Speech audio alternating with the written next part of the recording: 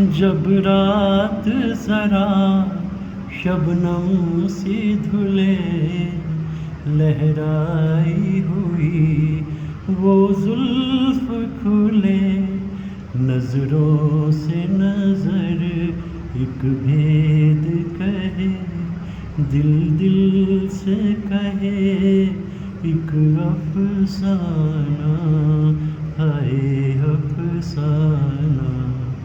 बेचैन नजर बेताब जिगर, ये दिल है किसी का दीवाना। ये अल्फाज वो कैसे कर लेते थे, ऐसे खूबसूरत अल्फाज को कैसे जोड़ लेते थे एक के बाद एक वो गीतकार। मैं जिक्र कर रहा हूँ जानिसार अख्तर साहब का, और जानिसार अख्तर साहब की पुण्यतिथि है आज 19 अगस्त। और 19 अगस्त 1976 को महज 62 बरस की उम्र में रुखसत हो गए थे जानिसार अख्तर साहब। लेकिन शायर ख्वाब ही मानता हूँ मैं उनको। ऐ दिलरुबा नजरें मिला, कुछ तो मिले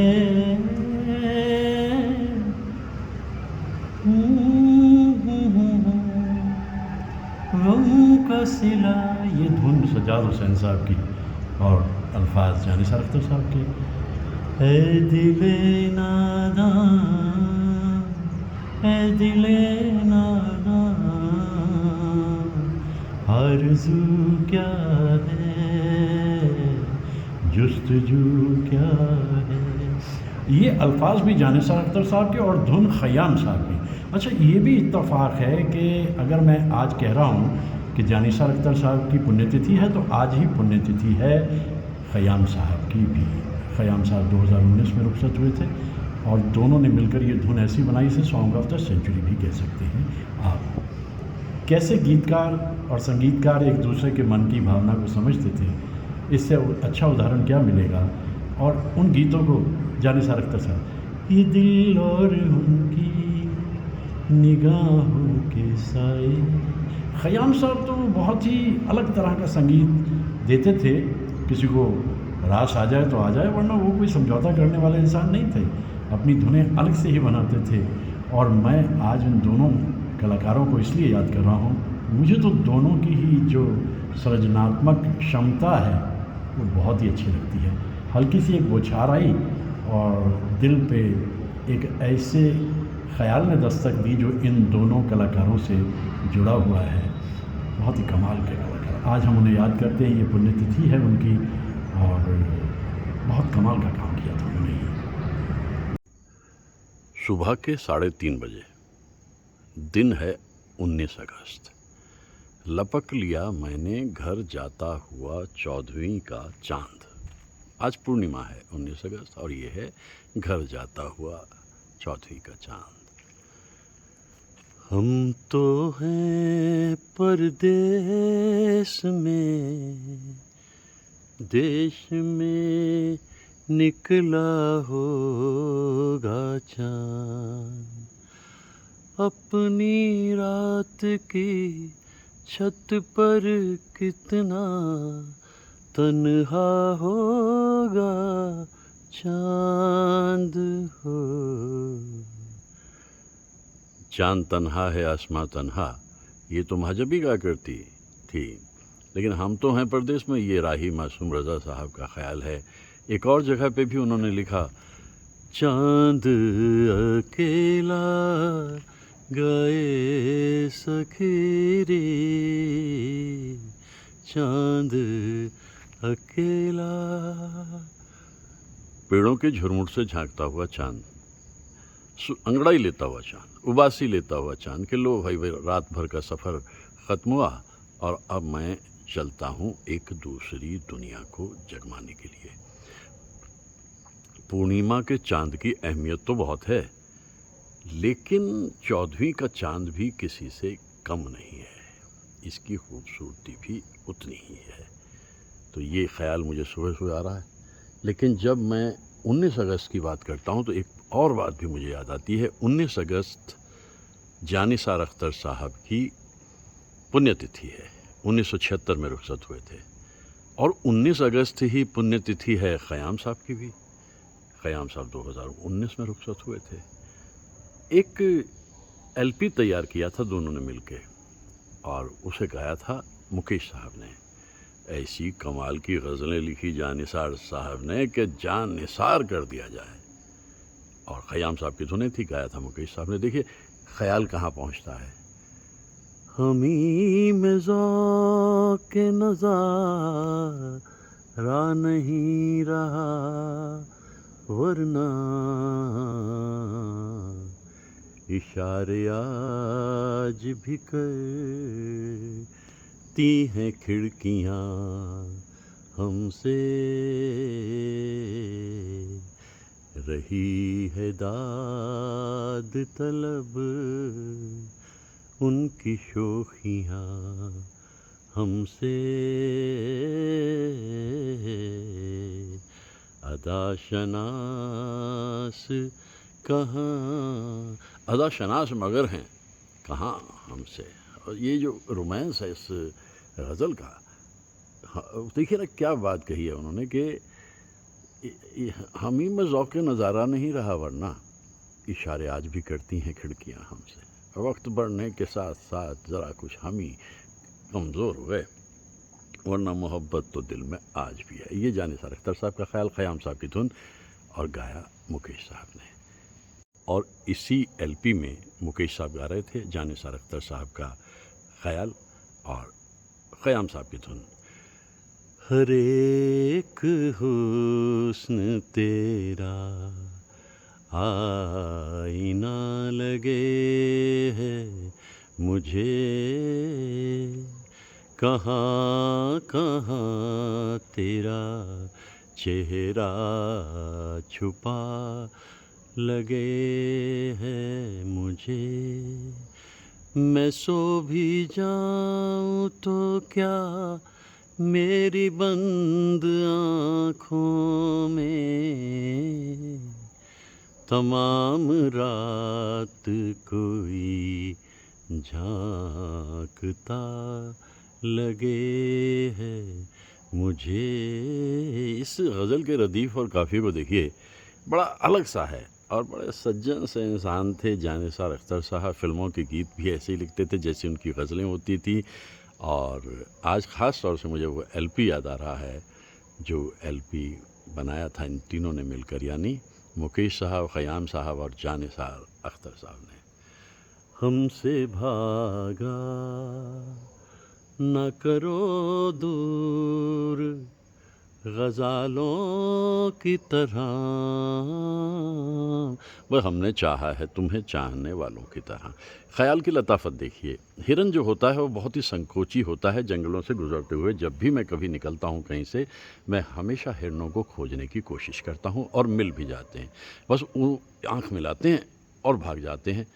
वह यहाँ महबूबा का भी कुछ ऐसा ही है, बड़ी संकोची। मैं बात कर रहा हूँ लगभग 50 से 55 साल पहले के रोमांस की, आजकल के दौर के रोमांस की बात मैं नहीं कर रहा। तो वो जो आँखों का मिलना है और उसके बाद अलग हो जाना है, उस ख़याल को जानिसार अख्तर साहब ने कितने खूबसूरत अंदाज में बुन दिया। और क्या बात है।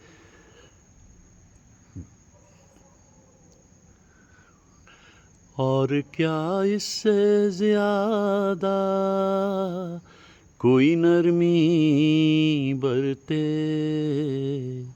दिल के ज़ख्मों को छुआ है तेरे गालों की तरह। अब कहाँ तक पहुँच गए शायर देखिए। मुझे जानिसार अख्तर साहब की शायरी इसलिए बहुत ही कमाल की लगती है कि वो बहुत ही नाजुक और अपनी बात कहकर आगे बढ़ते हुए शायर हैं, लेकिन उनके ख़याल हमारे मन में आकर इस तरह रुक जाते हैं कि आज सवेरे सवेरे 14वीं के चांद को घर जाते हुए देखकर मुझे वो तीनों कलाकार याद आ रहे हैं। और आज पुण्यतिथि है जानिसार अख्तर साहब की और ख़याम साहब की, इसलिए विशेष तौर पर मैं इन गज़लों को गा और दोहरा रहा हूँ। क्या खूबसूरत ख़याल था, कितने अच्छे ढंग से वो लिखते रहते थे। और छुपा के आई है सीने में कौन सी आहें, कुछ आज रंग तेरा सांवला लगे है मुझे। बता भाई क्या सिलसिला है ये। छुपा के आई है सीने में कौन सी आहें, कुछ आज रंग तेरा सांवला लगे है मुझे, हर एक हुस्न तेरा आईना लगे है मुझे, कहाँ कहाँ तेरा चेहरा छुपा हुआ लगे है। ये देखिए, लगे है मुझे जो है ना, ये बड़ी कमाल की शायरी है। लगे है मुझे, पास आता हुआ चांद अचानक इतने दूर हो जाता है, ऐसा ज़िंदगी में होता है। और एक गज़ल तो उनकी बहुत ही विशेष है, जिसे मैंने एक बड़े ही कमाल के मौके पे गाया था। उसका ज़िक्र भी करूँगा क्योंकि वो लिखी हुई जानिसार अख्तर साहब की है और धुन खयाम साहब की और गाई हुई मुकेश साहब की। बस ये भी देखिए ना कि 27 अगस्त की पुण्यतिथि है मुकेश साहब की। ऐसे कमाल के इंसानों को मैं सोच, कभी कभी ज़िंदगी मेहरबान भी होती है, अक्सर तो नहीं। 1976-77 के बरस में मैंने एक गर्ल्स डिग्री कॉलेज में इंग्लिश लिटरेचर पढ़ाई पूरे बरस। शेली, कीट्स, वर्ड्सवर्थ, ऐसे ऐसे कवियों को मैं वहाँ पर पढ़ाता था। और जब मेरा बरस पूरा हुआ और वहाँ से रुखसती का वक्त आया तो उन लड़कियों ने कहा, वो गर्ल्स कॉलेज था, मैं अकेला मेल टीचर था वहाँ पर, बाकी सब फीमेल टीचर थी। तो मैं पढ़ाता रहा और अब जाने का वक्त आया तो लड़कियों ने कहा कि आपके लिए फेयरवेल करना है हमने। उन्होंने फेयरवेल किया, उन्होंने कुछ गाया, किसी ने कुछ वहाँ पर स्किट किए और मेरे सम्मान में बहुत कुछ बोला भी उन्होंने। और मेरी उम्र देखिए उस ज़माने में, अभी जवानी की दहलीज पर कदम रखा ही था और ये एक ऐसा खूबसूरत प्रोजेक्ट मुझे मिल गया था। मुझे इसलिए याद आ रहा है कि जब मुझसे कहा गया कि सर हम जानते हैं कि आप गाते हो लेकिन पूरे बरस में आपने गाया नहीं, आपने आते ही कह दिया था कि भाई हाँ जाते जाते गाऊंगा, तो अब आप जाने की तैयारी कर रहे हैं और जगह पे आपका अपॉइंटमेंट हो गया है, तो सर कुछ गाइए। और मैंने कहा, अब ये भी नहीं ठीक के हर दर्द मिटा दें, कुछ दर्द कलेजे से लगाने के लिए हैं। अशआर मेरे यूं तो ज़माने के लिए हैं, कुछ शेर फ़कत उनको सुनाने के लिए हैं। और जब मैंने ये मिसरा बोला, कुछ शेर फ़कत उनको सुनाने के लिए हैं, तो मैंने अपनी निगाहें पूरी ऑडियंस की तरफ घुमाईं और किसी को अंदाज़ा हो नहीं पाया कि ये बात जो मैं कह रहा था ये मैं किसके लिए कह रहा था। किसी के लिए तो कह रहा था ना, जवानी के दिन थे भाई, मोहब्बत जगमगाए ना, और हो सकता था क्या ऐसा, लेकिन फिर भी जिम्मेदारी बहुत थी, इसलिए ठीक ठाक खामोशी से चुपके से वहाँ से निकल कर आ गया। और आज सुबह जो ये गज़ल मेरे लिए बड़ा मायना रख रही है, क्योंकि दो महान कलाकारों की पुण्यतिथि यानी जानिसार अख्तर साहब की और साथ में पुण्यतिथि खयाम साहब की। बड़े ही कमाल के गुणी कलाकार थे दोनों, और सबसे अच्छी बात है किसी भीड़ भाड़ में नहीं थे, भागते नहीं थे किसी शोहरत के पीछे या कुछ पाने के पीछे।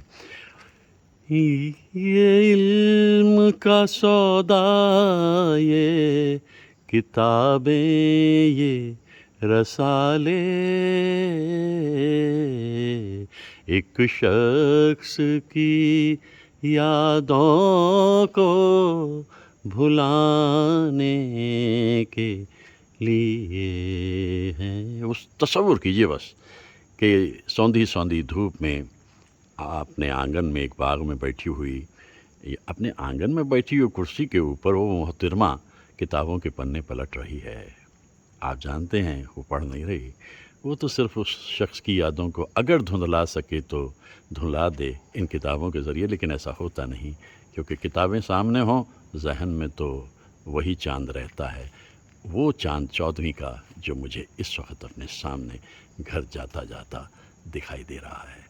तो ऐसे कमाल के शायर जानिसार अख्तर साहब, ऐसे कमाल के संगीतकार खयाम साहब और आवाज़ मुकेश साहब। ऐसा एलपी है कि आज भी आप अगर उसको सुन लें कभी तो भाई आप कहेंगे वाकई यार, जो मैं इस दौर में रहते हुए उस दौर को याद करता रहता हूँ, कोई वजह तो है ना उसकी।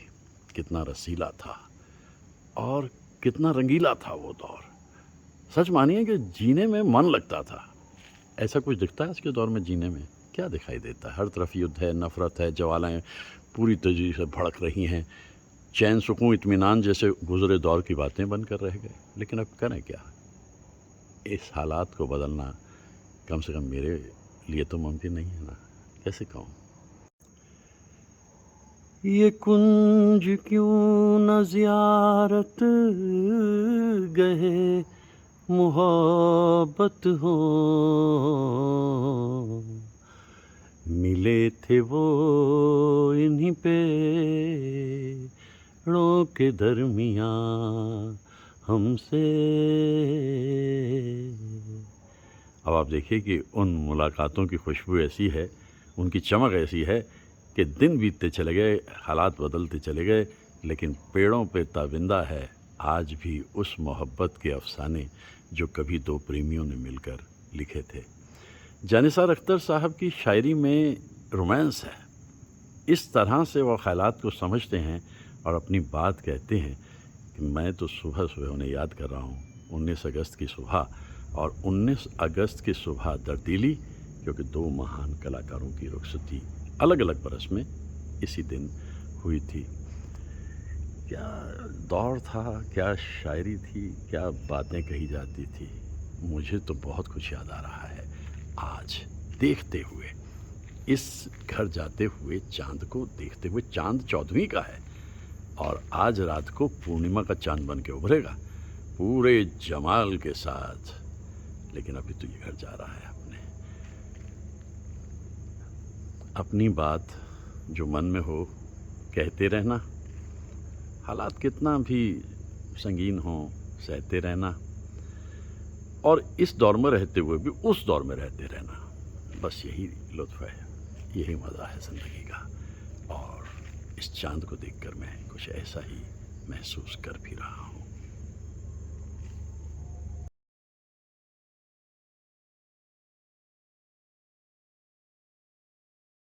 फिर सावन रुत की पवन चली, तुम याद आए, तुम याद आए।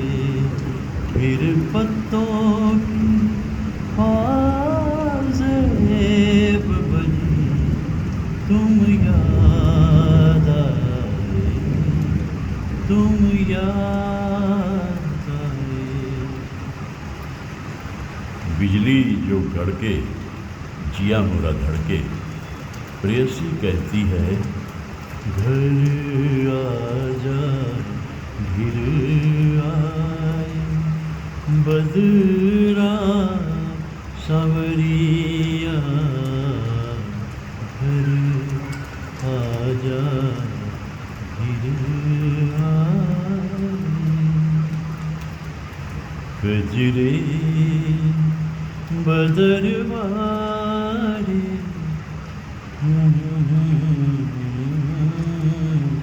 ला ला ला। ये जो बारिश का मौसम है, सावन का महीना, इसमें जिन गीतों को रचा गया है ओवर द ईयर्स, ऐसे रचे हुए गीत बस याद आने लगते हैं जिधर बारिश बरसने लगती है।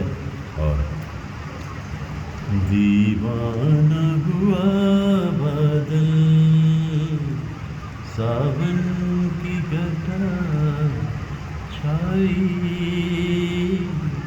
ये देख के दिल झूमा, लिखा ने अंगड़ाई। दीवाना हुआ पहले भी यूं तो बरसे थे बादल, पहले भी यूं तो भीगा था चल। अब के बरस क्यों सजन, सुलग सुलग जाए मन। भीगे आज इस मौसम में, लगी कैसी ये अगन। रिमझिम गिरे सावन। इत्तेफाक ये है बेंगलोर में इन दिनों अचानक मौसम बड़ा गर्म सा ह्यूमिड हो जाता है, जो पहले कभी नहीं होता था, मुझे याद आ रहा है 15-20 साल पहले। फिर उसके बाद रात भर बारिश होती रहती है, दिन में अचानक बारिश होने लगती है, और बारिश क्या होती है, मन मोह तो नाचने लगता है। ये मौसम सुहाना सावन का, और याद आने लगते हैं उस दौर के गीत, जिस दौर के गीतों को हम गाते हुए बारिश में भीगने तक चले जाया करते थे। अब थोड़ा सा एहतियात रखना पड़ता है, थोड़ा परहेज रखना पड़ता है, लेकिन गीत तो हो सजना बरखा बहार रस की फुहार लाई, अखियों में प्यार लाई। हो सजना। खूबसूरती ये भी है कि जहाँ गीत इतने खूबसूरत बनते थे, वहाँ जिन हीरोइंस पे ये पिक्चराइज होते वो भी कमाल थे। ओ सजना बरखा बहार आई, ये गीत जब हम सुनते हैं तो हम एकदम साधना जी का खूबसूरत चेहरा याद आता है, और हम प्रसन्न हो जाते हैं। और उधर मचलती आरज़ू में खड़ी बाहें पुकारे, ओ मेरे साजना रे धड़कता दिल पुकारे। चेहरा दिखाई देता है नंदा जी का। ओ घटा सावन थोड़ी थोड़ी बाबन हो गई है बरसात क्या। जी हाँ हेमा जी, बरसात हो गई तभी तो ये सब कुछ हो रहा है। और उधर विरह में डूबते हुए दो प्रेमी, तुम बिन सजन बरसे नहीं, जब जब सावन बरसे, मजबूर हम मजबूर तुम, दिल मिलने को तरसे। साधना और सुनील दत्त पे पिक्चराइज ये गीत कितना दिलकश दिखाई देता है। और फिर मुझे तो अनीता गुहा भी याद आती है। तुम बादलों बरसो नैने की ओर से। इतना सुंदर चेहरा, और सीता जी का रोल कर रही थी इस गीत के ऊपर, लता जी का गाया हुआ ये गीत। सन सनम सनम जारी हो पवन। संगीतकार इतने कमिटेड होते थे कि अल्फाज को पूरी अच्छी तरह से समझकर गीत उस पर रच देते थे। झूमती चली हवा, याद ना गया कोई। अब बारिश हो रही है तो हवा तो झूमने लगी जाएगी, और हवा झूमने लग जाएगी तो यादों का सैलाब सामने आ जाएगा, आकर के खड़ा हो जाता है यादों का सैलाब। और फिर उनमें से चुन चुन कर कुछ यादों को हम मुस्कुराने लगते हैं, और कुछ को देखकर हम थोड़ा दुखी से भी हो जाते हैं। ये सावन का महीना है, पवन शोर कर रहा है, और दिल में गा रहा है मनमोर उस दौर की गीतों को।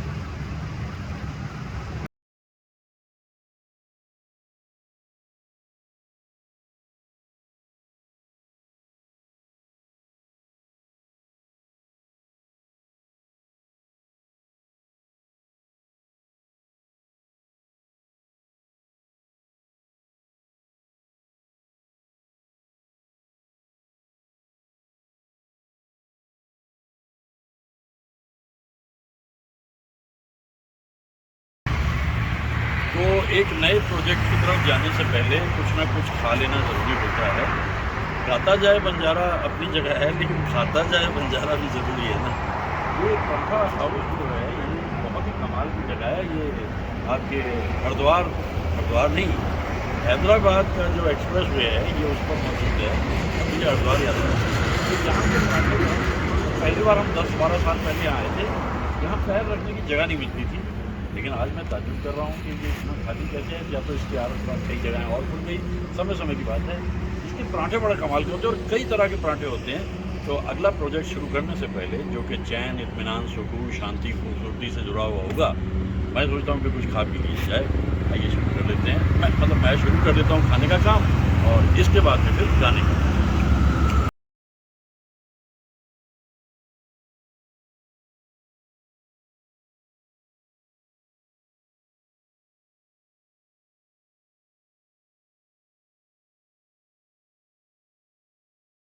कोई भी इंस्टीट्यूशन या इमारत जो है वो वर्कर से बनती है, हेल्पर से बनती है। और ये देखिए परांठा स्टेशन की जो टीम है, अभी अभी इन्होंने हमें पराठे खिलाए, भाई क्या मज़ा आया और बहुत ही लुत्फ़ आया। मैं पहले 10 साल से आता रहा और अब मैं 6 साल के बाद आया हूँ, मुझे बहुत मज़ा आया। इन नौजवानों के लिए हम दुआ करते हैं और बहुत ही खूबसूरत, बहुत ही बढ़िया, बहुत ही बढ़िया।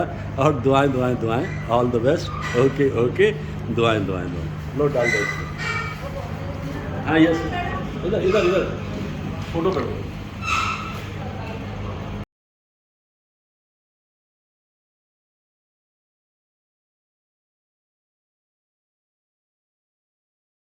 की सबसे खूबसूरत सच्चाई है भारतीयता, और भारतीयता का एक बहुत बड़ा हिस्सा है माइथोलॉजी।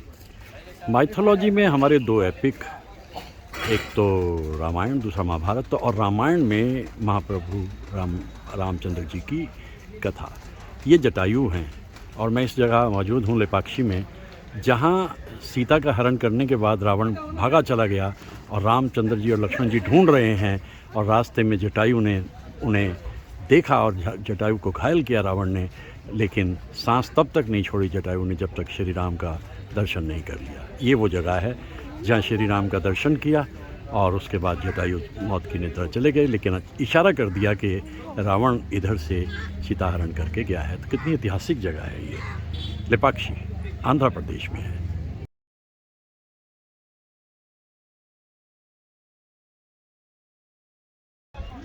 जटायु दिखाई दे रहे हैं और ये वो स्थल है जहाँ पर रावण ने घायल किया जटायु को, और उसके बाद में रामचंद्र जी को इशारा मिला कि सीता हरण करके रावण जो है वो लंका गया है। जटायु की जो एक गाथा है वो अपने आप में हिंदुस्तान की अमर गाथाओं में एक है। ये है लेपाक्षी, आंध्र प्रदेश में। कुछ और बातें आगे करते हैं।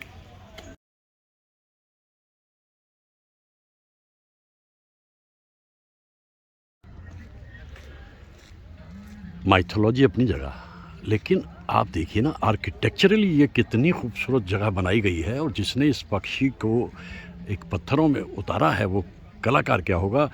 और भारतीयता की यही पहचान, artistry of the best kind. पत्थर में भी वो जान डाल देते हैं हमारे संग तराश। कितना खूबसूरत दृश्य है ये, और क्या बलिदान है जटायु का। पश्चिम के गुण गाने वालों, कभी इनकी तरफ भी तो नज़र डालो। क्या मुजस्समा तैयार करते हैं हमारे भारतीय कलाकार। ऐसा लगता है जैसे जटायु एकदम आपके सामने आ गए। और ये लेपाक्षी है, आंध्र प्रदेश में। मैं इस वक्त यहाँ मौजूद हूँ और इतने करीब से देखकर भारत और भारतीयता को प्रणाम और नमन करता हूँ।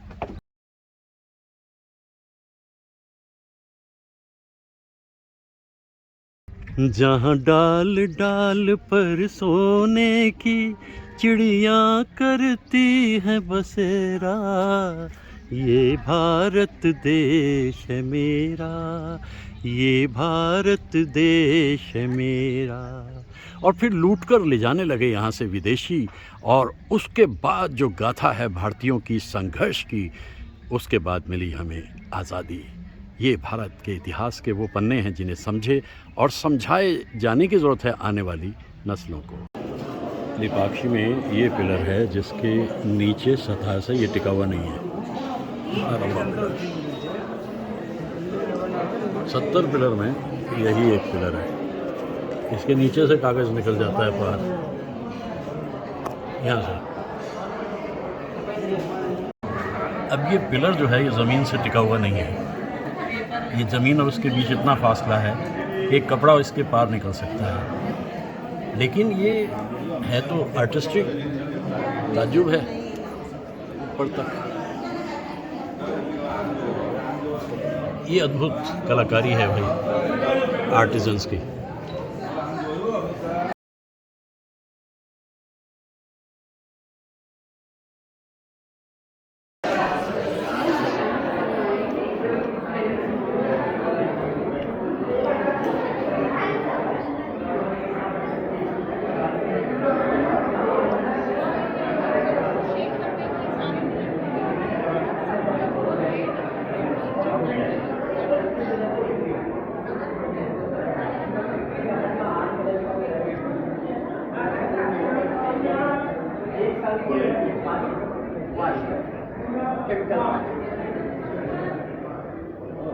इस फिल्म गाइड में राजू कह रहे थे देवानंद के, एक एक पत्थर दा है, हाथ ला के देखो, हाथ ला के देखो पत्थर से क्या नकाशी है।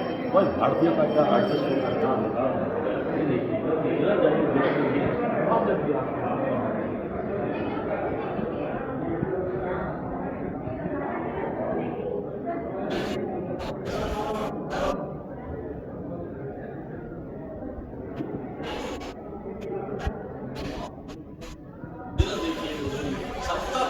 सत्तर पिलर हैं यहाँ पर, और 70 पिलर मजबूत हैं। एक ही पिलर जो मैंने दिखाया वो छोटा सा ऊपर उठा हुआ है। लेकिन चारों तरफ जिधर देखते हैं artistry of the best kind. मेरा भारत महान लेपाक्षी आंध्र प्रदेश का मंदिर, जिसे 16वीं शताब्दी से अब तक उसी रूप में बना हुआ हम देखते हैं। इसकी अपनी हिस्ट्री फिर और आगे बढ़ते हैं।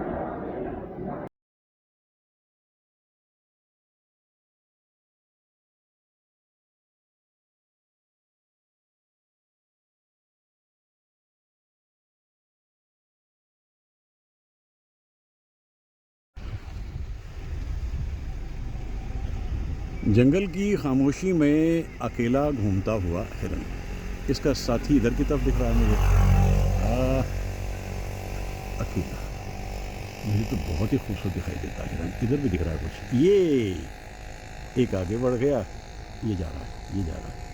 ये बहुत ही प्यारे जंतु हैं, लेकिन जैसे देखते हैं इंसान को तो भाग जाते हैं। इन्हें डर लगता है कहीं टेबल पे परोस ना दिया जाए। भाई मैं वेजिटेरियन हूँ, इसलिए चिंता ना करो। बहुत ही बढ़िया लगते हैं मुझे तो ये हिरन। वो भी जाएगा वहाँ पे, वो भी जाएगा, बहुत खूबसूरत। ये वायनाड से आप काबिनी होते हुए जब भी बेंगलोर की तरफ जाएं या आएँ, ऐसे खूबसूरत दृश्य आपको दिखाई देते हैं। क्या उसकी एक चाल में शान है, इनफरादियत है, ओरिजिनलिटी है।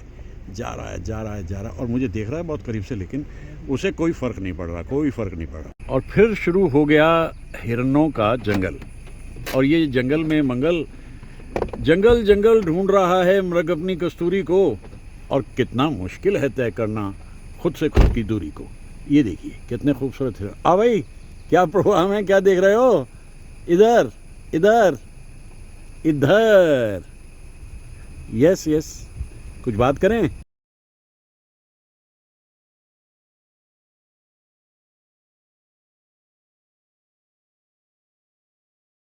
भागे भागे भागे भागे हिरन तो भागे, जाएंगे कहाँ, जाएंगे कहाँ।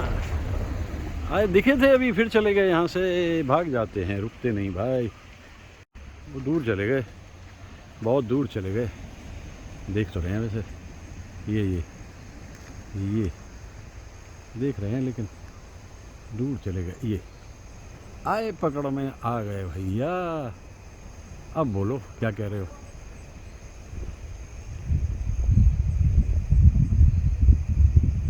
हाँ, मस्त है।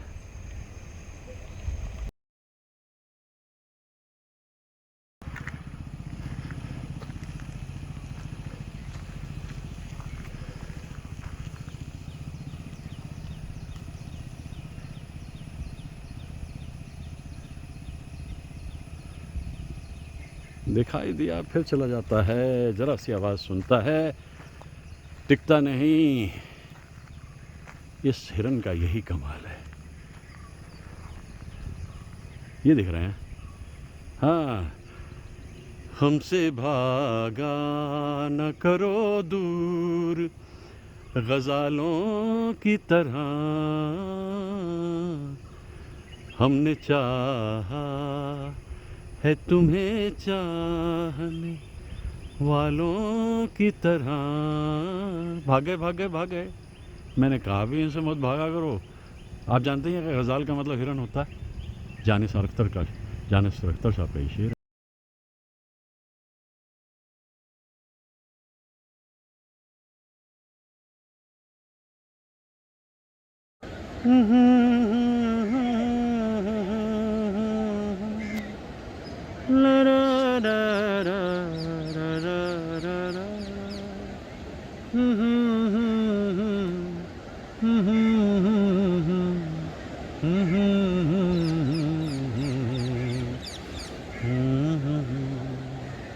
लहरों पे लहर उल्फत है जवां, रातों की सहर चले आओ यहाँ, सितारे झिलमिलाते हैं तो आजा आजा।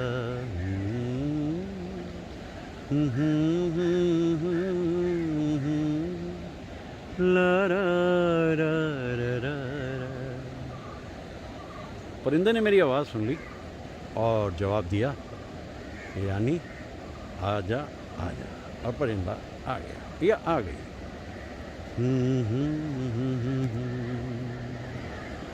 ला ला ला ला ला ला।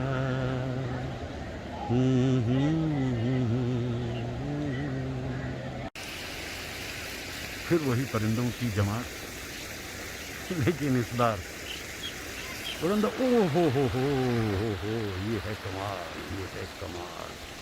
ओ हो, भर गया आसमान। वाह, तो नज़र पड़ गई, नहीं तो हो गया था मिस ये सारा का सारा नज़ारा। ओह, मैजेस्टिक मैजेस्टिक। हज़ारों परिंदे, हज़ारों, सच है। कहाँ जा रहे हैं कुछ मालूम नहीं, जा रहे हैं लेकिन वाह वाह वाह। ओहो, ये घर वापसी का वक्त है परिंदों की। शाम के 5:30 बजने वाले हैं। बसेरे से सुबह निकले होंगे और अब जा रहे हैं वृंदावन गार्डन।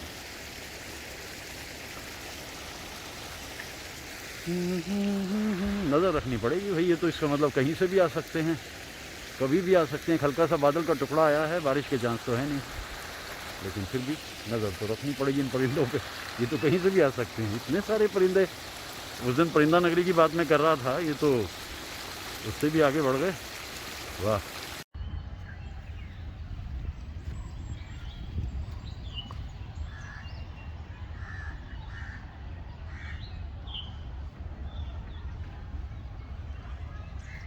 क्या मंजर है, क्या माहौल है, खूबसूरत। गायकी रफ़ी साहब की याद आ रही है यहाँ, उस माहौल में आकर मुझे दिलकश। जाने बहार हुस्न तेरा बेमिसाल है, वल्हा कमाल है, अरे वल्हा कमाल है। स्टॉप। तेरी जुल्फ़ें परेशान, तेरी नजरें पशेमान, कहीं ये प्यार ही ना हो नसीबे दुश्मना।